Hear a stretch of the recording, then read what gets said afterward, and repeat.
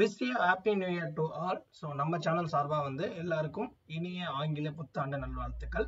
So அது மட்டும் இல்லாமல் இன்னைக்கு நமக்கு நீட் பிஜியோடைய எம்சிசி ரவுண்ட் 3 கவுன்சிலிங்கான ஒரு முக்கியமான ஒரு அப்டேட் கொடுத்துருக்காங்க. ஏன்னா நமக்கு ஷெடியூல் படி ரவுண்ட் 3 எம்சிசி வந்து ஏற்கனவே வந்து ரெஜிஸ்ட்ரேஷன் ஸ்டார்ட் பண்ணிட்டு நமக்கு என்னன்னா இதுவரையும் ஸ்டில் சாய்ஸ் ஃபில்லிங் வந்து என்ன ஸ்டார்ட் பண்ணாமல் இருக்காங்க. என்ன ரீசன் அப்படின்றதும் தெரியல.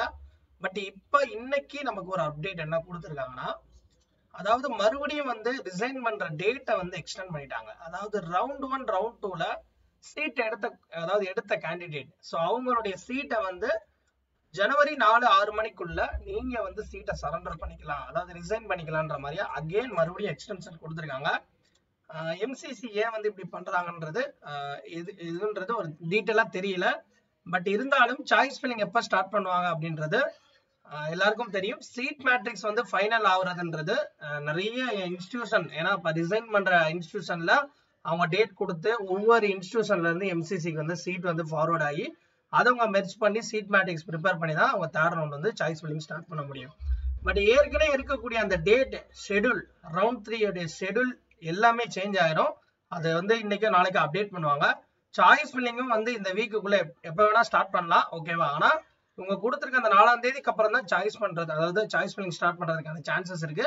அதுக்கு முன்னாடி சீட் மேட்ரிக்ஸ் எல்லாமே வந்து இவங்க எப்படி அப்டேட் பண்றாங்கன்னு தெரியல. ஏன்னா ஃபைனலா வந்து சீட் மேட்ரிக்ஸ் எல்லாமே இவங்க கிட்ட வந்தா மட்டும்தான் அப்டேட் பண்ணுவாங்க. இன்னொரு முக்கியமான ஒரு அப்டேட், ஏன் இப்படி டிலே பண்றாங்க அப்படின்றது நமக்கு சரியா தெரியல. பட் இருந்தாலும் நமக்கு இந்த கவுன்சிலிங் ட்ராக்கிங் படி பாக்குறப்ப தெலுங்கானா இந்த வருஷம் பாத்தீங்கன்னா தெலுங்கானா வந்து இதுவரையும் வந்து ஒரு ரவுண்ட் கவுன்சிலிங் வந்து நடக்காம இருந்துச்சு. ஒரு 2 நாளைக்கு முன்னாடி தான் வந்து நமக்கு கேஸ் போட்டிருந்தாங்க தெலுங்கானால. அதனால வந்து கவுன்சிலிங் எல்லா ஸ்டேட்லயும் பாத்தீங்கன்னா 2 ரவுண்ட் கம்ப்ளீட் ஆயிருச்சு ஸ்டேட்டை பொறுத்தவரையும்.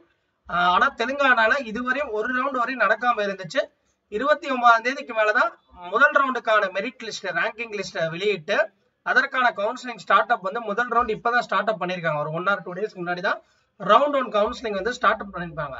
ஸோ அதனால வந்து தெலுங்கானா கவுன்சிலிங்கை வச்சு ஒருவேளை டிலே ஆகுதா இல்லை என்ன ரீசன்றது எக்ஸாக்டா தெரியல. பட் இது உங்களுக்கு ஏதாவது தெரிஞ்சிச்சு அப்படின்னா கீழே கமெண்ட் செக்ஷன்ல சொல்லுங்க.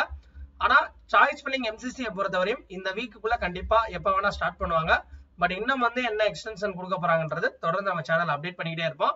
ஸோ உங்களுக்கு பெய்ட் கவுன்சிலிங் சர்வீசஸ் ரவுண்ட் 3 அடுத்தடுத்த ரவுண்ட் ஸ்டே ரவுண்ட் எல்லாத்துக்கும் தேவைப்பட்டால் கண்டிப்பா கீழே டிஸ்கிரிப்ஷன்ல என்னுடைய வாட்ஸ்அப் கொடுத்துருக்கேன், டெக்ஸ்ட் பண்ணுங்க. தேங்க்ஸ் ஃபார் வாட்சிங் தட். நம்மளோட இன்ஸ்டாகிராம் டெலிகிராம் எல்லாத்தையும் ஃபாலோ பண்ணுங்க.